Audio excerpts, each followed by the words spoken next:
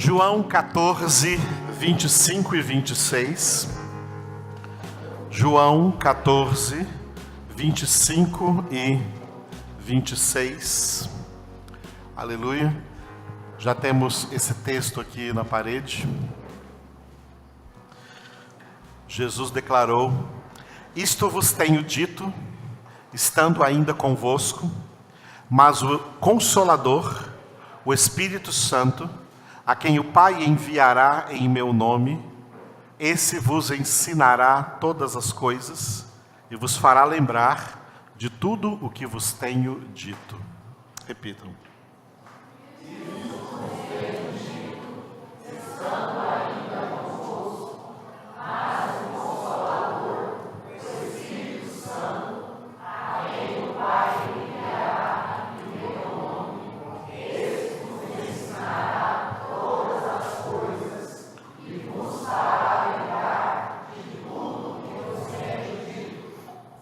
Aleluia. Começamos quarta-feira com essa palavra, e na quarta-feira nós vimos como a Igreja de Cristo Jesus é o resultado direto do ministério do Espírito Santo. Por isso a Igreja nasceu no dia de Pentecostes com a vinda do Espírito Santo de Deus. Aleluia. E desde aquele dia, o Espírito de Deus, então, está aqui para encher todos os verdadeiros crentes. Por isso, Paulo deixou a exortação em Efésios 5,18: enchei-vos do Espírito. Jesus usou 3 vezes a comparação do Espírito com água, dizendo primeiro lá em João 4 para a mulher samaritana: todo aquele que beber dessa água natural aí, tirada do poço, voltará a ter sede, mas aquele que beber da água que eu lhe der, nunca mais terá sede. Porque a água que eu lhe der virá a ser nele uma fonte de água viva, jorrando para a vida eterna. Em João capítulo 7, Jesus escreveu como Jesus se comportou um dia que ele foi na festa dos tabernáculos em Jerusalém. E Jesus ficou ali observando as pessoas que estavam naquela festa, praticamente oculto. Mas no último dia, que era o principal dia da festa, a gente lê isso em João 37, João 7, 37 e 38, Jesus clamou: se alguém tem sede, venha a mim e beba. Quem crê em mim, do seu interior fluirão rios de água da vida. E João escreveu dizendo no versículo 39, que ele disse isso referindo-se ao Espírito Santo que haviam de receber todos os que nele crescem, porque até aquele momento o Espírito não havia ainda sido dado, porque Jesus não havia sido ainda glorificado. Mas depois que Jesus foi glorificado, recebido na glória, ele derramou o Espírito Santo de Deus. E ele está aqui. Jesus gosta tanto de fazer a comparação do Espírito Santo com a água, que termina a Bíblia fazendo essa comparação. Apocalipse 22, 17, está escrito: o Espírito e a noiva dizem vem. Aquele que ouve, diga vem. Aquele que tem sede, venha e receba de graça da água da vida. O Espírito de Deus veio para encher as nossas vidas. Nós vimos também na quarta-feira que o título do Espírito Santo de Consolador, que é um título que ele compartilha com o Pai, porque o Pai também é Consolador, com Jesus, porque Jesus também é Consolador. Em outro texto, quando Jesus fala do esquia enviar o Espírito Santo, ele diz: eu vos enviarei o outro Consolador. E o apóstolo Paulo, quando escreveu 2 Coríntios, ele começou aquela epístola exaltando a Deus como o Deus de todas as consolações, que nos consola em todas as nossas tribulações. Um dos significados da palavra consolação, porque nós temos esse significado da palavra consolação muito fraco na nossa língua portuguesa.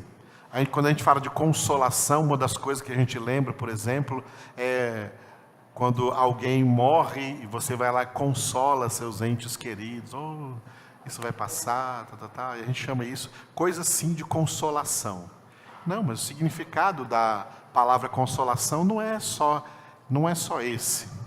Ir lá abraçar uma pessoa quando estiver passando por um momento de dor, não. O significado da palavra consolação é fortalecimento. Consolar é fortalecer. Deus é o Deus de todas as consolações, e o Pai é consolador, e Jesus é consolador, e o Espírito Santo é consolador, porque Ele nos fortalece. E o Espírito Santo nos fortalece aonde? Nos fortalece na palavra. Por isso que Jesus disse: Ele vos ensinará todas as coisas. Todas as coisas o quê? E inclusive fará lembrar de tudo o que vos tenho dito, porque Ele vos ensinará em todas as coisas aqui da palavra de Deus. Por isso que o versículo bíblico que é mais completo em definir o ministério do Espírito Santo na vida dos crentes é João 16:13. Abre na sua Bíblia, João, o mesmo evangelho aí, segundo João, só que no capítulo 16, versículo 13. João 16, 13. Amém? Jesus disse assim: quando vier, porém, o Espírito da verdade, Ele vos guiará a toda a verdade, porque não falará por si mesmo, mas dirá tudo o que tiver ouvido e vos anunciará as coisas que hão de vir. Repitam. Quando vier, porém, o Espírito da verdade, Ele vos guiará a toda a verdade, porque não falará por si mesmo, mas dirá tudo o que tiver ouvido e vos anunciará as coisas que hão de vir. Neste versículo, Jesus chama o Espírito Santo de o Espírito da verdade. E ele diz que o Espírito Santo, o Espírito da verdade, qual é o ministério do Espírito Santo na nossa vida? Ele vos guiará a toda a verdade. Toda a verdade é toda a palavra de Deus. Como Jesus disse em João 17:17, quando ele orou por nós ao Pai: Pai, santifica-os na verdade, a tua palavra é a verdade. A palavra de Deus é a verdade. A palavra de Deus é Jesus. Jesus é a verdade. O ministério do Espírito Santo é nos conduzir a toda a verdade. Aleluia, amados. A palavra de Deus, toda ela é inspirada pelo Espírito Santo de Deus. Paulo escreveu isso em 2 Timóteo capítulo 3, versículo 16. Toda a Escritura é inspirada por Deus. É inspirada pelo Espírito de Deus. Eu já encontrei muitos ímpios aí na rua que rejeitam a Bíblia e vem para mim com uma conversa esfarrapada, dizendo assim: eu não creio na Bíblia, porque a Bíblia foi escrita por homens. Aí eu falo para eles: você tem razão, a Bíblia foi escrita por homens, mas sabe qual tipo de homens? Abre aí para você ver na sua Bíblia, na segunda epístola do apóstolo Pedro. Segunda epístola do apóstolo Pedro, lá no final da Bíblia. Você vai ver, a Bíblia foi escrita por homens mesmo, mas você vai ver como. Segunda epístola de Pedro, capítulo 1, versículos 20 e 21. 2 Pedro, capítulo 1, versículos 20 e 21. A Bíblia foi realmente escrita por homens. Veja aqui. Sabendo primeiramente isto, 2 pontos, que nenhuma profecia da Escritura provém de particular elucidação, porque nunca, jamais, qualquer profecia da Escritura, tá? Não é profecia por aí não. Qualquer profecia, nunca, jamais, olha a redundância, nunca, jamais, qualquer profecia foi dada por vontade humana. Entretanto, homens santos falaram da parte de Deus, movidos pelo Espírito Santo. Leia só o 21.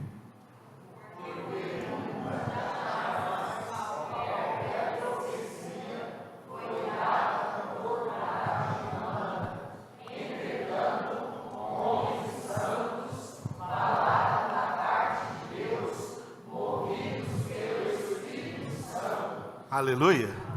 Olha a riqueza desse texto. No versículo 20, Pedro disse que, sabendo primeiramente isto, isso é uma das coisas que nós crentes temos que saber em primeiro lugar. Saber primeiramente isto.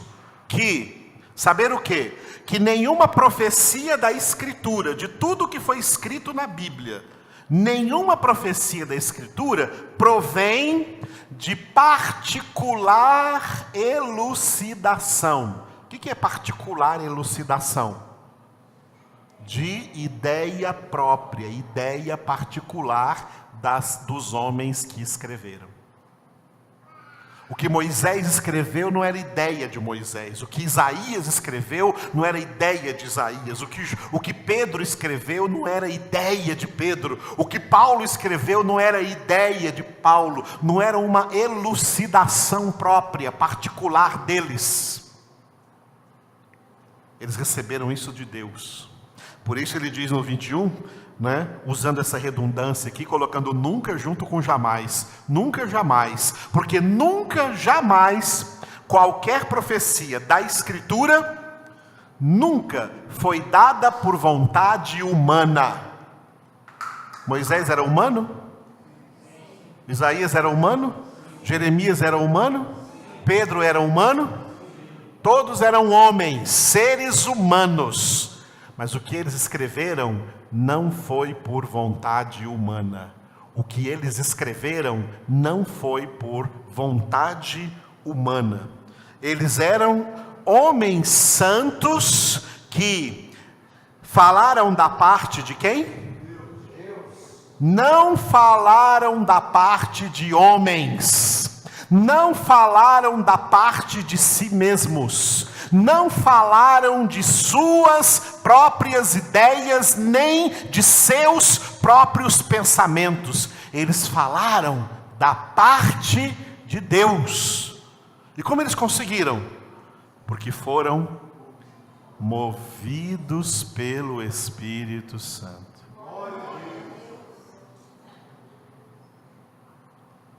Eles não escreveram esses livros como qualquer homem que senta e fala assim, vou escrever um livro, e escreve um livro, e existem muitos livros por aí, não. Os 66 livros da Bíblia não foram escritos como os outros livros que enchem a face da terra e foram escritos. Todos os outros livros são livros de homens, ideias de homens, pensamentos de homens. Mas estes 66 livros da Bíblia Sagrada, os 39 do Antigo Testamento e os 27 do Novo Testamento, são palavra de Deus. Porque os homens que escreveram eram homens santos que receberam revelação direta do Espírito Santo de Deus e escreveram. Por isso a palavra de Deus é divina e não humana. Por isso a palavra de Deus é Jesus. Por isso a palavra de Deus é a nossa salvação. Por isso essa palavra é poderosa para nos santificar. Por isso essa palavra é poderosa para nos purificar. João 15:3, Jesus disse: vós estáis limpos pela palavra que eu vos tenho falado. Por isso que essa palavra de Deus é poderosa para nos alimentar. O que alimenta a nossa vida espiritual é a palavra de Deus. Não existe outro alimento espiritual não, viu, irmãos? Nem oração é alimento, como dizia aquela música errada. Deus não rejeita a oração é alimento. Essa música começa com duas mentiras. Primeira, Deus não rejeita a oração, rejeita sim. Deus rejeita muitas orações. Toda oração que é centralizada na vontade do homem, Deus rejeita. A única oração que Deus não rejeita é que é centralizada na vontade dEle. Por isso Jesus nos ensinou a orar: Pai, faça-se a tua vontade. Deus rejeita muitas orações. Viu? E oração é alimento. Em nenhum lugar da Bíblia está escrito isso. Oração não é alimento. Oração é exercício. Oração é exercício da piedade, exercício da espiritualidade. Alimento é a palavra de Deus. Por isso Jesus declarou diante de Satanás, citando o que já estava escrito lá no Deuteronômio: não só de pão viverá o homem, mas...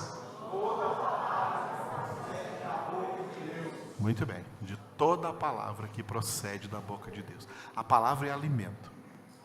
Hoje está cheio de academia por aí, né? Experimenta um dia e fazer exercício pesado sem se alimentar. O que vai acontecer? Você vai enfraquecer nesse exercício. A oração é exercício. Ela tem que ser alimentada pela palavra de Deus. É a palavra de Deus, amados. É na palavra de Deus que nós somos formados. É sobre esta pedra, Mateus 16:18, é sobre essa pedra, a palavra de Deus, que Jesus disse: sobre essa pedra edificarei a minha igreja, e as portas do inferno não prevalecerão contra ela. Aleluia. Por essa razão é que o ministério do Espírito Santo é nos guiar em toda essa palavra de Deus, para que nós, agindo como o homem lá do Salmo número 1, tenhamos nessa palavra o nosso prazer e nela meditemos de dia e de noite. Enquanto meditamos na palavra de dia e de noite, enquanto congregamos aqui agora e estamos ouvindo a palavra, o Espírito Santo de Deus está realizando o ministério de nos guiar a toda a verdade, de nos levar a compreender toda essa verdade, de nos levar a viver toda essa verdade, de nos fortalecer para vivermos toda essa verdade, vivermos a palavra. É assim que o Espírito nos consola, nos fortalecendo na palavra. Até para jovens está escrito na Bíblia, o que vale para todas as idades. 1 João capítulo 2, vós sois fortes, porque a palavra de Deus permanece em vós e tendes vencido o maligno. Aleluia. Aleluia. Porque Jesus disse que o Espírito Santo, só essa frase de vermelho aqui, ó, vos ensinará todas as coisas.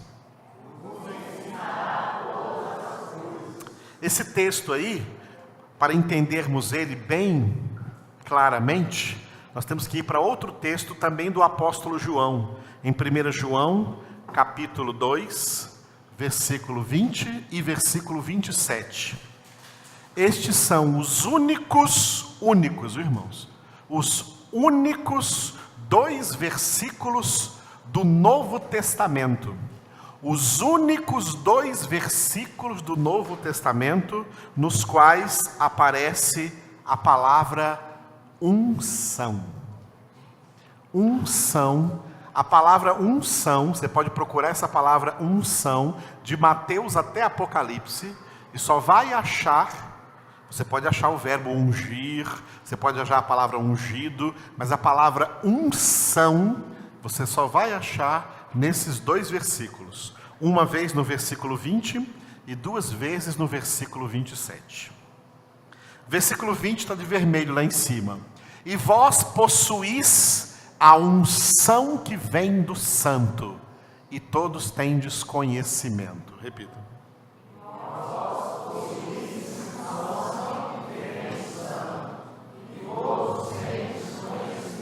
O 27 é maior, está de azul, né? Quanto a vós outros, a unção que dele recebestes permanece em vós, e não tendes necessidade de que alguém vos ensine, mas como a sua unção vos ensina a respeito de todas as coisas, e é verdadeira e não é falsa, permanecei nele, como também ela vos ensinou. Repitam, só o 27.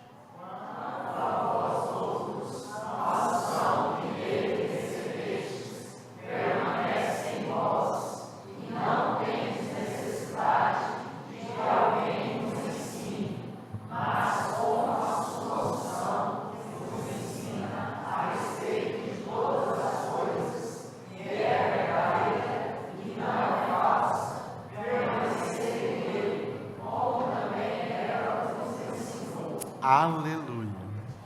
Essas 3 vezes que aparece a palavra unção no Novo Testamento, é só aqui, 1 João capítulo 2. Uma vez no versículo 20 e 2 vezes no versículo 27. A palavra unção tem sido muito mal definida nos pseudo ou falsos avivamentos que vieram nos últimos anos, especialmente depois da década de 80 para cá. Década de 80, década de 90, primeira década do século 21, do ano 2000 para cá, segunda também, que nós estamos terminando a segunda década do século 21. Esses últimos tempos vieram muitos falsos profetas, e por isso é que surgiram muitos falsos apóstolos. Todos que hoje se chamam apóstolos, eles são falsos. E como temos falsos apóstolos, temos falsos pregadores, falsos pastores, falsos bispos e muita falsa doutrina sendo pregada. E no meio dessas falsas doutrinas, eles chamam de unção um monte de coisa que não é unção. E geralmente o que eles chamam de unção envolve emoção, envolve emocionalismo, de tal maneira que o mundo gospel hoje é um culto emocional. O que eles realizam é um culto emocional. Em Romanos capítulo 12, versículo 1, está escrito como é o nosso culto a Deus, qual é o culto que Deus quer de nós. Que apresenteis o vosso corpo por sacrifício vivo, santo e agradável a Deus. Este é o vosso culto racional, não emocional. As pessoas confundem unção com emoção. Emoção não é espiritual. Emoção é carnal, emoção é sentimento da alma humana. A fé não é emoção. A emoção procede dos 5 sentidos da alma, que tem no corpo seus 5 órgãos dos sentidos. Os sentidos são da alma: visão, audição, tato, olfato, paladar. Esses 5 sentidos são da alma. E a mulher não tem 6º sentido, não, isso é mentira. Tá? Todo mundo, homem e mulher, tem os 5 sentidos. 5 sentidos da alma. E esses 5 sentidos da alma se ligam com os 5 órgãos do corpo, por meio dos quais a alma manifesta os seus sentidos. Para a visão, os olhos; para a audição, os ouvidos; para o tato, a pele; para o olfato, o nariz; para o paladar, a língua. Esses são os órgãos dos sentidos. O corpo tem os órgãos, mas os sentidos são da alma. A alma se liga ao corpo pelos órgãos dos sentidos. A fé é acima dos sentidos. A fé não é emocional, porque ela está acima dos sentidos. Vamos pegar, por exemplo, o sentido da visão.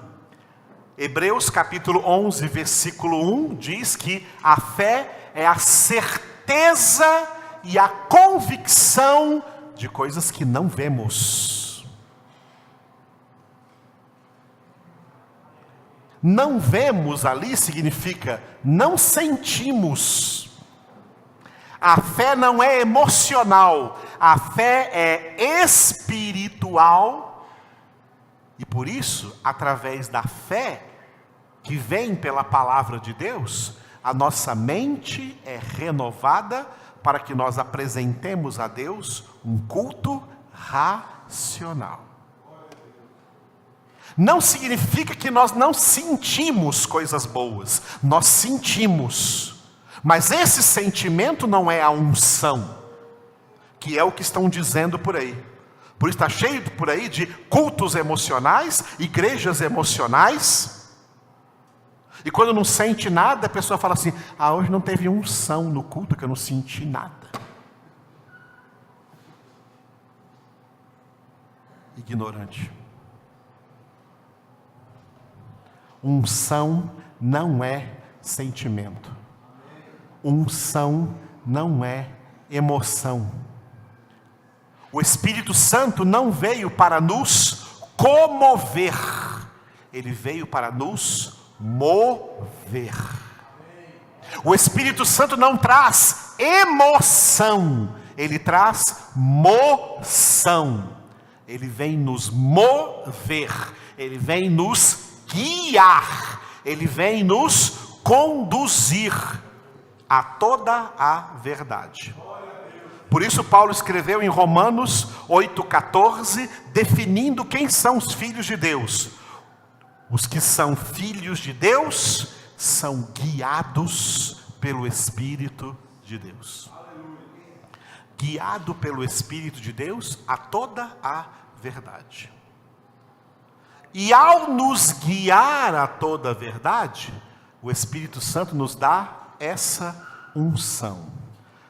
Note aqui, vê se você consegue tirar do próprio texto, lá de vermelho, versículo 20. Vós possuís a unção que vem do Santo. Santo ali é Deus, Pai, Filho, Espírito Santo. E por isso então, todos tendes o quê? Conhecimento.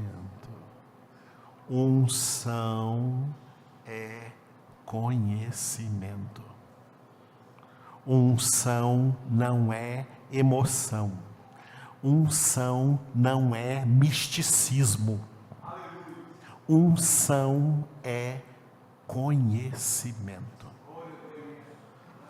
E aí fala aqui, quanto a vós outros, no 27, a unção que dele recebestes, ou seja, o conhecimento que dele recebestes, permanece em vós, e não tendes necessidade de que alguém vos ensine, mas como a sua unção vos ensina a respeito de todas as coisas, e é verdadeira e não é falsa, permanecei nele, como também ela, essa unção, vos ensinou. Para entendermos melhor o que é unção, eu preparei um outro slide aqui, né? A unção, ela tem um elemento metafórico. Um elemento metafórico com o óleo. O óleo que foi instituído na antiga aliança, no Antigo Testamento. Os sacerdotes da antiga aliança foram instruídos por Moisés, que recebeu de Deus essa instrução, de fabricarem o famoso óleo da unção. O objetivo daquele óleo era profetizar a vinda do Espírito Santo de Deus. Por isso faziam a unção com o óleo. Porque é uma profecia da obra que o Espírito Santo ia fazer depois que Jesus viesse na nova aliança. O que significa o óleo? Coloquei ali separação. Por quê? As mulheres aí vão saber muito bem o que eu vou dizer agora. Quando as mulheres aí, né, ou homem também, porque hoje tem homem cozinheiro, né, fazem um bolo, para que a massa não grude na forma, faz o quê? Unta, né? Unta com óleo, não é isso? O que aquele óleo faz? Aquele óleo provoca uma separação, para que na hora de desenformar aquele bolo, a massa não fique grudada na forma. O óleo faz a separação. O óleo representa o Espírito Santo, porque o Espírito Santo nos separa da forma do mundo. Nós somos massa nova, nós criados em Cristo Jesus, nascidos de novo em Cristo Jesus, não somos mais da mesma massa dos ímpios, dos descrentes. Nós somos massa nova. Não é mais uma natureza grudada no mundo, mas é uma natureza separada do mundo, que aconteceu a partir da nossa conversão. Conversão é separação do mundo. Quem é convertido não é mais do mundo. Quem é convertido não vive mais do mesmo jeito que as pessoas do mundo vivem. Não pensam mais do mesmo jeito que as pessoas do mundo pensam. Não gostam mais das mesmas coisas que as pessoas do mundo gostam, porque elas receberam uma separação. Foram separadas do mundo, e por isso o mundo passa a odiá-las. E Jesus disse: se o mundo vos odeia, sabei que me odiou a mim antes do que a vós. Se fosseis do mundo, o mundo amaria o que era seu. Como porém não sois do mundo, mas do mundo eu vos escolhi, por isso o mundo vos odeia. E é por isso que crentes, que dão a si mesmos o nome de crentes, e que se acham crentes, porque tem um nome no hall de membros de alguma denominação protestante, evangélica, e diz por aí: eu sou crente, mas ama o mundo, é infiel. Tiago 4,4. Infiéis. Tiago escreveu para esse tipo de crente falso aí. Infiéis, não sabeis que a amizade do mundo é inimiga de Deus? E todo aquele que se faz amigo do mundo se constitui inimigo de Deus? E João escreveu em 1 João 2, de 15 a 17: não ameis o mundo e nem as coisas que há no mundo, porque se alguém amar o mundo, não está nele o amor do Pai. Porque tudo o que há no mundo é a concupiscência da carne, a concupiscência dos olhos e a soberba da vida. Ora, o mundo passa, bem como a sua concupiscência, mas o que faz a vontade de Deus permanece eternamente. E qual é a vontade de Deus? 1 Tessalonicenses 4:3. Esta é a vontade de Deus, 2 pontos: a vossa santificação. Santificação, Hebreus 4:12. Desculpe, Hebreus 12:14. Santificação, sem a qual ninguém verá o Senhor. E santificação é, além de ter o significado de aperfeiçoamento, santificação tem o significado de separação. Ser santo é ser separado. Os verdadeiramente convertidos, as pessoas verdadeiramente convertidas, são pessoas separadas por Deus e para Deus. Pessoas que o Espírito de Deus separou do mundo. Hoje eu tenho 54 anos, mas até os 18 anos eu era grudado no mundo. E amava o mundo. E fazia tudo o que o mundo até hoje está fazendo. Quando eu fui separado, no exato momento em que eu fui separado do mundo pela conversão, nada mais das coisas do mundo eu pratiquei. E não é porque alguém me disse que isso era uma lei, não. Porque o Espírito de Deus me desgrudou. E desgrudou o mundo de mim. E houve uma separação. Acabou o alcoolismo, nem um gole. Não tem essa frescura de beber socialmente não, que isso é mentira. Hipocrisia. Mas beber cerveja sem álcool é hipócrita do mesmo jeito. Nem um gole. Nada de alcoolismo, nada de prostituição. Eu sou santista, fui criado no meio de boates. Nada de prostituição, nada de pornografia.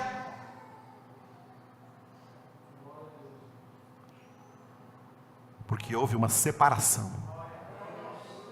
Houve uma separação. A unção é separação. A unção com óleo, o óleo representa, o óleo significa separação. Glória a Deus.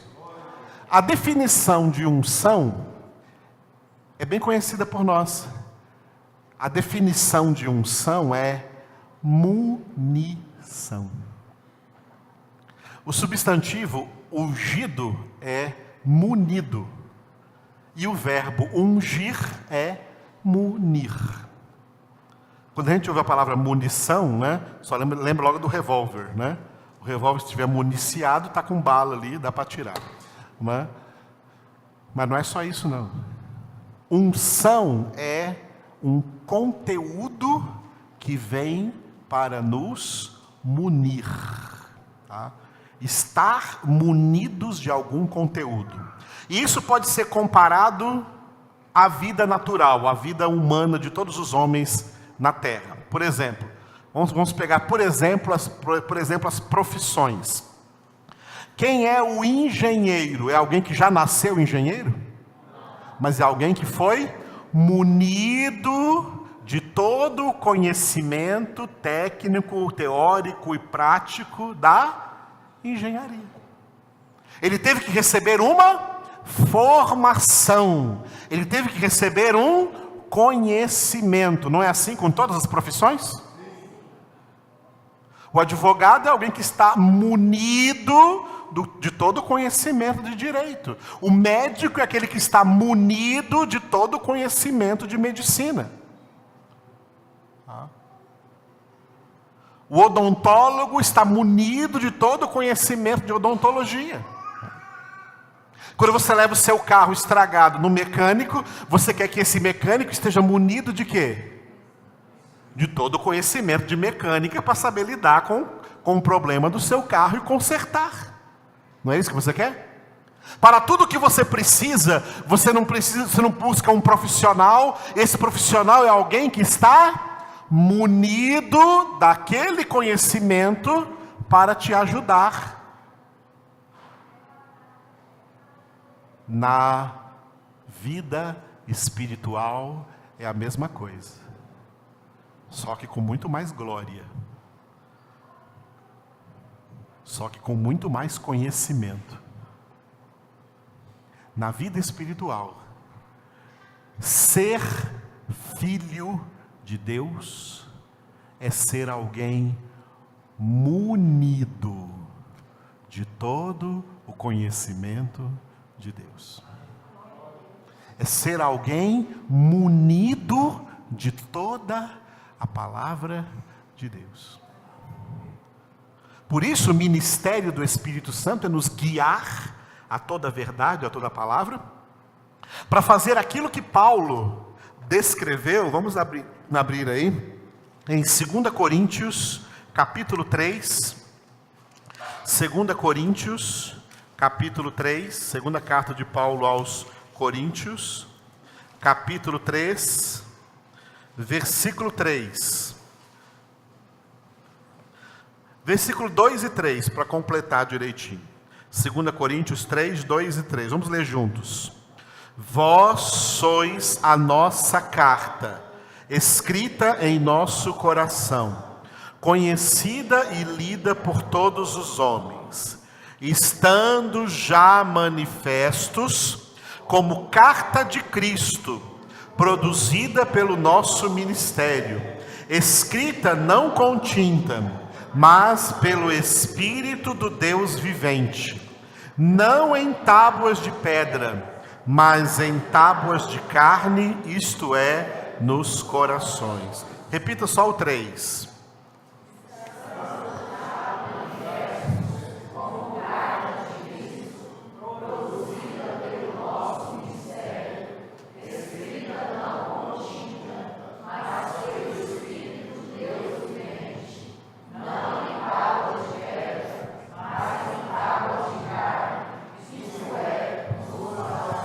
Aleluia.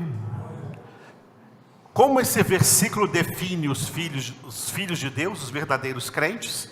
Como cartas de Cristo, cartas vivas de Cristo, escritas pelo ministério da igreja, porque o ministério da igreja é ensinar toda a palavra de Deus. Cartas escritas não com tinta, mas pelo Espírito do Deus vivente. Não em tábuas de pedra, como foram escritos os 10 mandamentos no Antigo Testamento, mas em tábuas de carne, isto é, nos corações. A palavra corações aí é almas, escritas nas almas. A alma é a sede da mente, das emoções e da vontade. A mente em primeiro lugar. É ali que o Espírito Santo escreve. É ali na mente que o Espírito Santo escreve. E aí renova a nossa mente.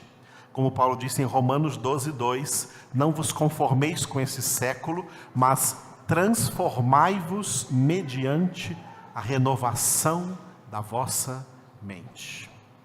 O que renova a nossa mente e transforma a nossa vida é a palavra de Deus, escrita pelo Espírito de Deus aqui, amados, na nossa mente. A mente é que é o campo. Por isso que o diabo tem deixado as mentes dos crentes vazias e colocado eles para trabalhar só sentimentos. Põe uma música aí para todo mundo chorar. Oh, que ungido que foi. Isso não é unção nenhuma, porque não teve conhecimento. A unção é a palavra, porque Jesus é a palavra. A unção é estar munidos, é a munição do conhecimento de Deus em nossa vida. Para que depois, quando você abra a sua boca, a boca fale, porque o coração está cheio. Fale a verdade, a palavra que Deus colocou, que o Espírito de Deus escreveu dentro de você. Para encerrar, existe uma conexão no Novo Testamento entre ungir e cingir. Conexão entre ungir e cingir. Usando o verbo cingir, nós temos 2 textos, um de Paulo e um de Pedro. O de Paulo é dentro da armadura de Deus, a armadura com que Deus arma seus filhos, os verdadeiros crentes, para combater contra Satanás. Tá? E Efésios 6,14, então, como parte dessa armadura, diz: estai, pois, firmes, cingindo-vos com a verdade e vestindo-vos da couraça da justiça. Repitam. Estai, pois, firmes,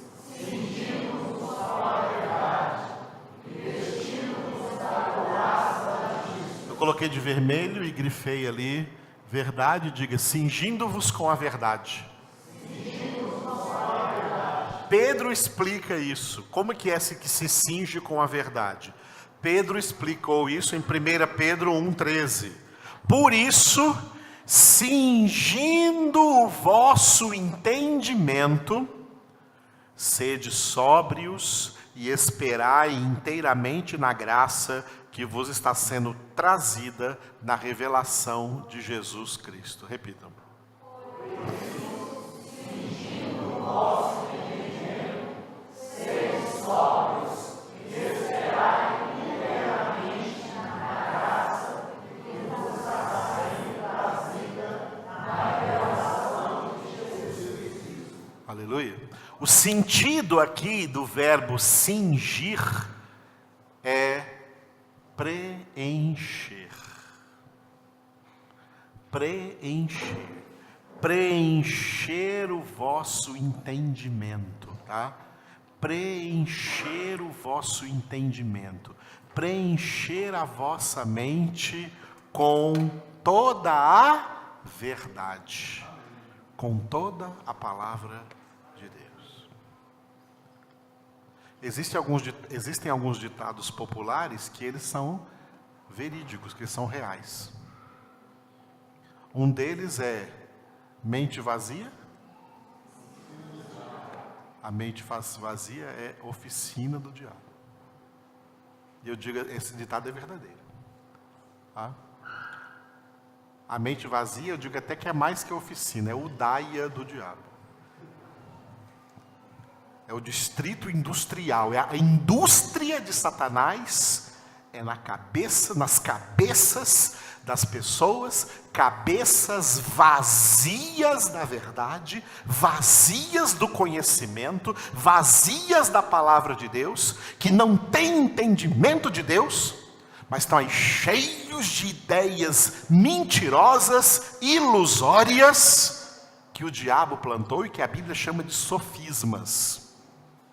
E por isso Paulo escreveu o que a palavra de Deus faz. 2 Coríntios 10, de 4 a 6, Paulo disse, não são carnais as armas da nossa milícia, mas são poderosas em Deus para destruir fortalezas, anulando nós sofismas e toda altivez que se levanta contra o conhecimento de Deus e levando cativo todo pensamento à obediência de Cristo Jesus. 2 Coríntios 10, de 4 a 6. Quem está anotando, anote aí que esse texto é importantíssimo para entender isso. Mentes vazias da palavra de Deus são cheias de sofismas, ideias mentirosas, ideias enganosas, ilusórias, humanas, naturais, carnais, mundanas. E cheias de orgulho, porque acha que as ideias que tem são verdadeiras. Cheios de altivez contra o conhecimento de Deus, porque quando alguém vai pregar a palavra de Deus para as pessoas, elas, não, você não vai me convencer, não, pode parar de pregar para mim, que você não vai me convencer, porque eu já tenho a minha cabeça feita, já tenho a minha cabeça formada. Formada pelo diabo, formada pela mentira, formada pelos sofismas. Conhecereis a verdade, e a verdade vos libertará. Unção é munição da verdade.